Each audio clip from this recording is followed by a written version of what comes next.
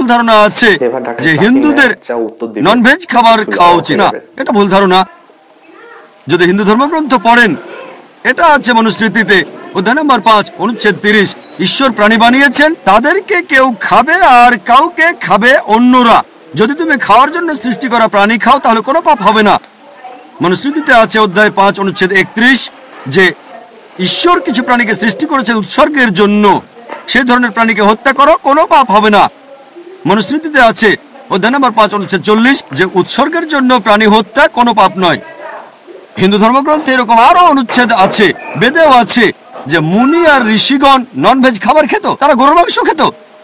মহাভারত পড়লে দেখবেন অনুশাসন পর্ব অধ্যায় নম্বর 88, পাণ্ডবদের গল্পটা তো জানেন। পঞ্চপাণ্ডব 5 ভাই, সবচেয়ে বড় ভাই যুধিষ্ঠির, তিনি ভীষ্মকে জিজ্ঞেস করলেন যজ্ঞের সময় কি উৎসর্গ করব, পূজার সময়, যাতে আমাদের পূর্বপুরুষেরা সন্তুষ্ট হবেন। ভীষ্ম উত্তরে বললেন যদি তুমি লতাপাতা আর শাকসবজি উৎসর্গ করো তাহলে আমাদের পূর্বপুরুষরা সন্তুষ্ট থাকবেন 1 মাস। মাছ উৎসর্গ করলে 2 মাস, যদি তুমি মাংস দাও তাহলে 3 মাস, যদি খরগোশ উৎসর্গ করো তাহলে 4 মাস, যদি ছাগল দাও তাহলে 5 মাস, শুকরের মাংস দিলে তখন 6 মাস, যদি পাখির মাংস দাও তাহলে 7 মাস, হরিণের মাংস দিলে 8 মাস। এভাবে তিনি বলে গেলেন। মহিষের মাংস দিলে 11 মাস, যদি গরুর মাংস দাও তাহলে পূর্বপুরুষেরা সন্তুষ্ট থাকবেন পুরো 1 বছর।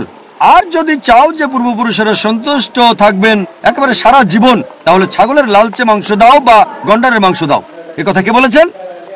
ভীষ্ম যুধিষ্ঠিরকে। পুরো তালিকা দেওয়া আছে, শাকসবজি, মাছ, খরগোশ, ছাগল, সবকিছু আছে, মহিষ, গরু।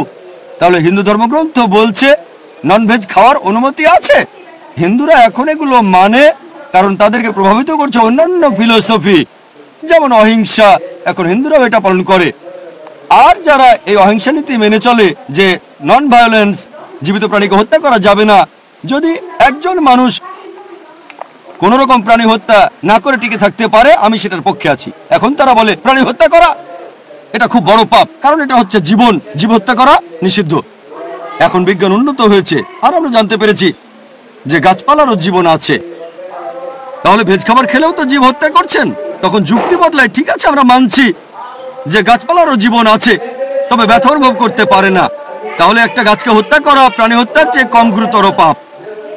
আচ্ছা, তর্কের খাতিরে মানলাম, কিন্তু এখন বিজ্ঞান বলছে আমরা মানুষরা যে শব্দ শুনতে পাই তার কম্পনাঙ্ক 20 সাইকেল পার সেকেন্ড থেকে 20,000 সাইকেল পার সেকেন্ড, এর নিচে বা উপরে হলে আমরা শুনতে পাই না।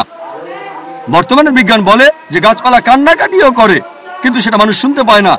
আমেরিকার এক কৃষক একটা যন্ত্র বানিয়েছেন যেটা দিয়ে গাছের কান্না মানুষ শুনতে পাবে আর জানতে পারবে কখন গাছের পানি লাগবে।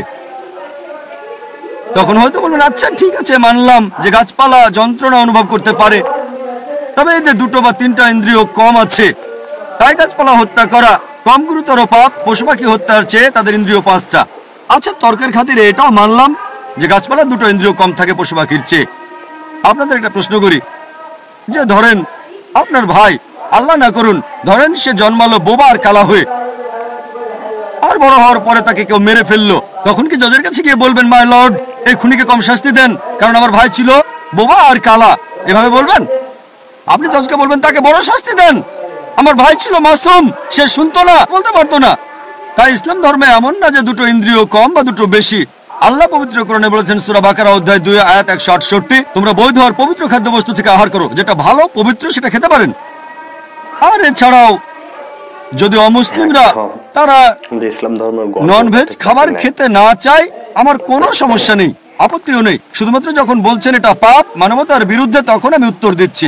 এমনিতে অমুসলিমরা ভেজ খাবার খেলে সেটা আমার জন্য ভালো। যদি সব অমুসলিম নন ভেজ খাওয়া শুরু করে দেয় তাহলে গরু ছাগলের মাংসের দাম বেড়ে যাবে। তাই ব্যক্তিগতভাবে আমার আপত্তি নেই।